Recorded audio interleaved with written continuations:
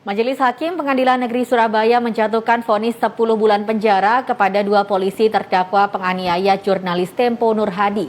Ketua Dewan Pers menyayangkan Majelis Hakim yang tidak menahan kedua terdakwa meski terbukti bersalah.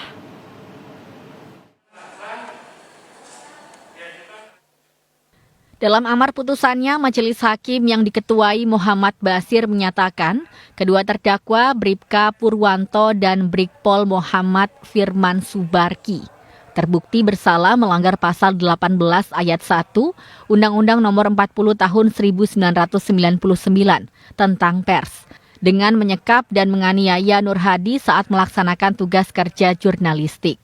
Selain pidana penjara 10 bulan, Majelis Hakim mewajibkan kedua terdakwa membayar restitusi kepada Nur Hadi sebesar Rp13.819.000 serta kepada saksi kunci Fahmi sebesar Rp21.850.000. Restitusi yang juga masuk dalam tuntutan jaksa penuntut umum ini merupakan uang yang wajib dibayarkan terdakwa pada korban sebagai ganti rugi biaya hidup selama korban tidak bisa bekerja.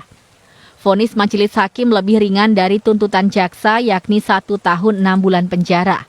Atas vonis ini, jaksa dan 2 terdakwa menyatakan pikir-pikir untuk mengajukan banding. Penasehat hukum terdakwa Joko Cahyono mengaku keberatan lantaran kliennya tidak melakukan pemukulan kepada Nur Hadi. Kami pikir-pikir, tapi besar kemungkinan kami mau banding. 10 bulan nggak ringan Pak untuk orang yang berprofesi ya.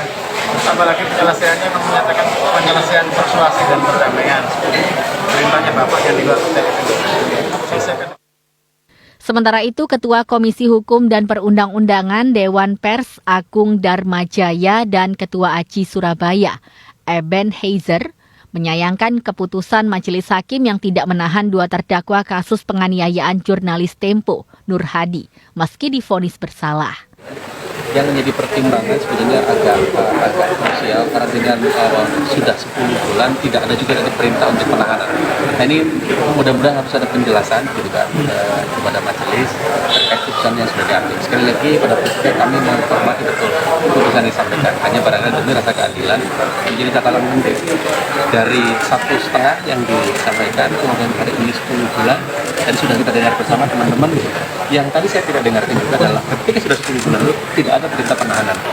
Ya ini terobosan juga bahwa para penegak hukum khususnya kepolisian juga bisa sampai dipidanakan ketika mereka melakukan kekerasan terhadap jurnalis. Ini adalah bentuk simbol ya, ini simbol bahwa kami masih punya harapan bahwa peradilan terhadap Nur Hadi ini bisa ditegakkan secara adil, transparan juga dan tentunya proses ini akan kami kawal terus ya sepanjang apapun nanti kalaupun ada banding kita akan tetap mengawal terus.